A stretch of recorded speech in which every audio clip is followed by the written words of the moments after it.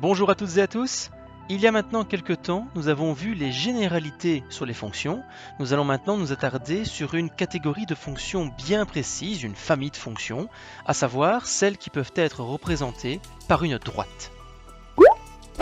Pour qu'une fonction puisse être représentée par une droite, il faut que son expression analytique soit l'une des trois formes suivantes. Soit une expression du premier degré, autrement dit un binôme ou un monôme du premier degré, soit une expression du degré 0, autrement dit un terme indépendant qu'on peut également appeler une valeur constante. Tu l'auras compris, pour qu'une fonction soit représentée par une droite, le degré de son expression analytique ne peut jamais dépasser 1. Par exemple, cette fonction ne sera pas représentée par une droite car c'est une expression du degré 2. Alors, par quoi sera-t-elle représentée? Eh bien, ne brûlons pas les étapes, tu le découvriras l'année prochaine. Revenons à nos trois fonctions. Les polynômes que tu as sous les yeux portent le nom d'expression analytique de la fonction, car c'est en les analysant que nous allons réussir à prédire l'allure de la droite et par après à tracer cette droite. Il faut pour cela comprendre le rôle des nombres que tu as sous les yeux.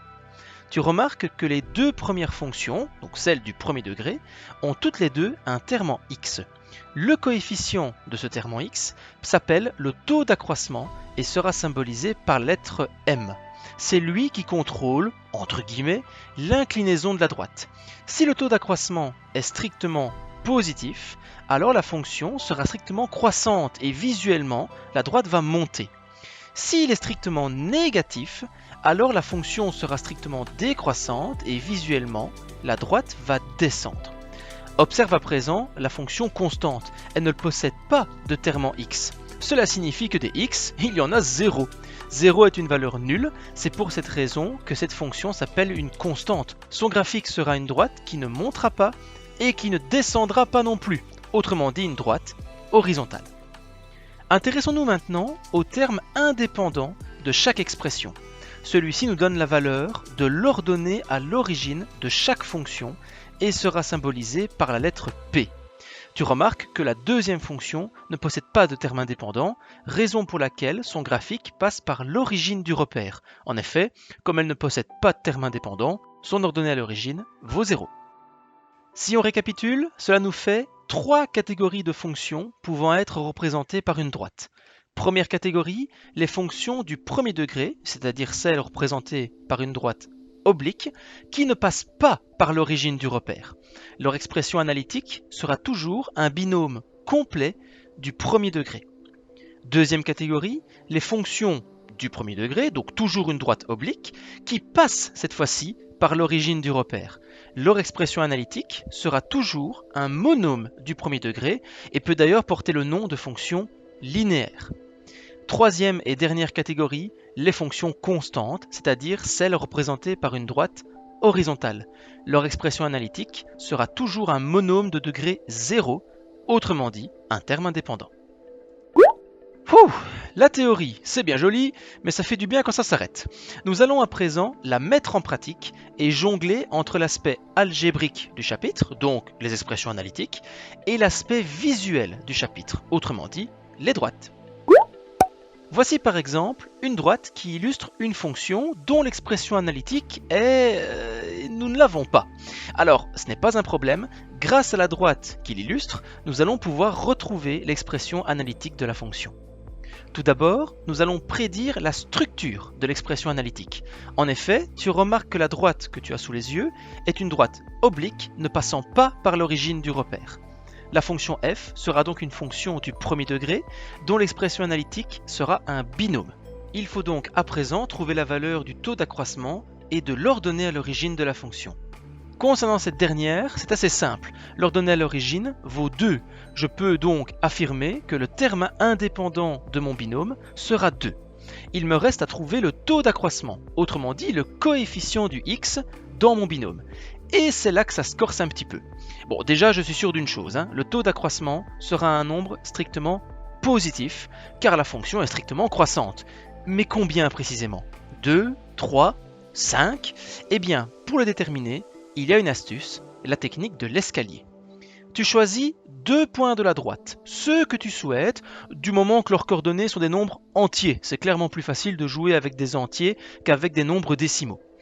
Ensuite, grâce à ces 2 points, tu vas tracer, entre guillemets, une marche d'escalier, autrement dit un triangle rectangle, qui illustre le chemin à suivre pour passer d'un point à l'autre en suivant le quadrillage du repère. Grâce à la graduation du repère, tu détermines la longueur des 2 nouveaux segments obtenus et tu divises la distance verticale par la distance horizontale, jamais l'inverse, ce qui te permet de trouver le taux d'accroissement. C'est exactement le même principe que pour calculer la pente d'une route. On divise la dénivellation, autrement dit la différence des altitudes, donc la distance verticale, par la distance parcourue horizontalement. Magnifique, nous avons la valeur du m et du p. Attention à l'erreur classique, le coefficient du x est la valeur du m, donc le taux d'accroissement, et non la valeur du p. Si c'est l'ordonnée à l'origine que tu colles au x, tu n'auras pas la bonne expression analytique. À présent, travaillons dans l'autre sens. Voici l'expression analytique d'une fonction, et je souhaite que nous réussissions à tracer la droite qui la représente. Nous pouvons déjà nous aider des valeurs dont nous disposons. Nous savons que le graphique va traverser l'axe des y en -1, tout simplement car c'est la valeur de l'ordonnée à l'origine. P vaut -1. Je suis également certain d'une chose, la droite va descendre. En effet, m est strictement négatif. Si le taux d'accroissement est strictement négatif, d'office, la fonction sera strictement décroissante. Il faut maintenant que nous réussissions à tracer précisément la droite. Et qui dit tracer une droite dit qu'il faut des points. 2 au minimum. Perso, je vais en tracer 3 afin de m'assurer qu'ils soient tous alignés. Mais pour les placer, il me faut des coordonnées. Pour trouver des coordonnées de points qui appartiennent au graphique de la fonction, autrement dit des points par lesquels ma droite va passer, la méthode est simple et assez rapide. Tu choisis des valeurs par lesquelles nous allons remplacer le x dans l'expression analytique. Autrement dit, tu recherches les images des antécédents que tu auras choisis. Enfin, que tu auras choisi, sauf si ton professeur t'impose les valeurs par lesquelles il faut remplacer le x. Dans notre situation, le tableau est vide, je choisis donc des valeurs simples et efficaces, 0, 1, 2. J'évite absolument les nombres décimaux, ainsi que les nombres négatifs, cela me rendra la tâche beaucoup plus facile. Ensuite, mentalement ou par écrit, tu fais en fonction de tes besoins, nous allons calculer l'image de chaque antécédent choisi. D'abord, je remplace x par 0 dans mon expression analytique et je calcule la valeur de l'expression obtenue. Et ensuite, je fais la même chose pour 1 et pour 2. Le tableau complété me donne donc les coordonnées de 3 points par lesquels je suis certain que ma droite va passer. Il me reste à les placer dans mon repère, à les relier, et j'obtiens la droite qui illustre la fonction f. Nous pouvons d'ailleurs vérifier la valeur du m et du p. L'ordonnée à l'origine vaut bien -1, donc ça c'est bon, et le taux d'accroissement vaut bien -2. En effet, je peux le vérifier en utilisant la technique de l'escalier entre 2 points qui tombent juste et en divisant la distance verticale par la distance horizontale. N'oublie pas d'ajouter un moins dans ton calcul, en effet la fonction est strictement décroissante. Les fonctions nous permettent donc, tu l'auras compris, d'établir un lien fondamental entre l'algèbre et l'aspect plus visuel des mathématiques, et c'est plutôt pas mal. D'ailleurs, en parlant d'algèbre, il y a encore 2 choses dont il faut qu'on parle dans ce chapitre. Tout d'abord, la notion de racine. Nous en avons énormément parlé dans le chapitre sur les fonctions, souviens-toi, pour trouver la racine de ma fonction, il suffit de trouver l'intersection entre la droite et l'axe des x, la racine étant l'abscisse de ce point, autrement dit l'antécédent dont l'image est nulle. Ça, c'est quand j'ai le graphique à ma disposition. Mais comment faire pour trouver la racine de la fonction si je ne possède pas le graphique? Hein? C'est possible?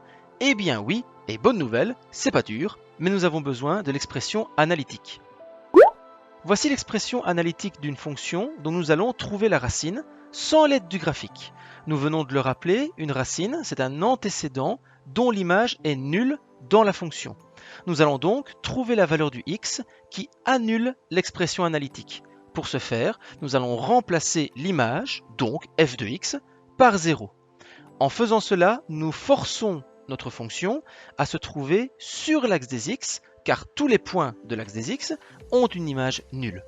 Il nous reste à résoudre l'équation que tu as sous les yeux, c'est une équation du premier degré, donc on isole l'inconnu, la solution est donc la racine de notre fonction.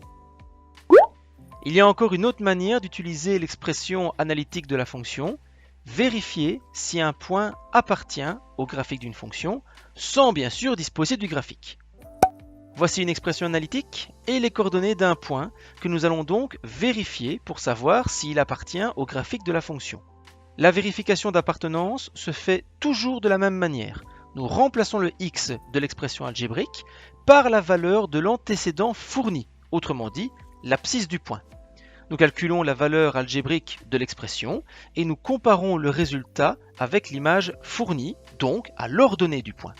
Si les résultats sont identiques, c'est bon, le point appartient au graphique de la fonction. En revanche, voici un deuxième point qui, après vérification, n'appartient pas au graphique de la fonction. En effet, la valeur de l'image trouvée n'est pas égale à l'image du point proposé. Voilà qui clôture notre voyage au pays des fonctions pour cette année, mais ne t'inquiète pas, tu en reparleras durant tes années futures. D'ici là, bonne journée à toi et à bientôt pour de nouvelles explications.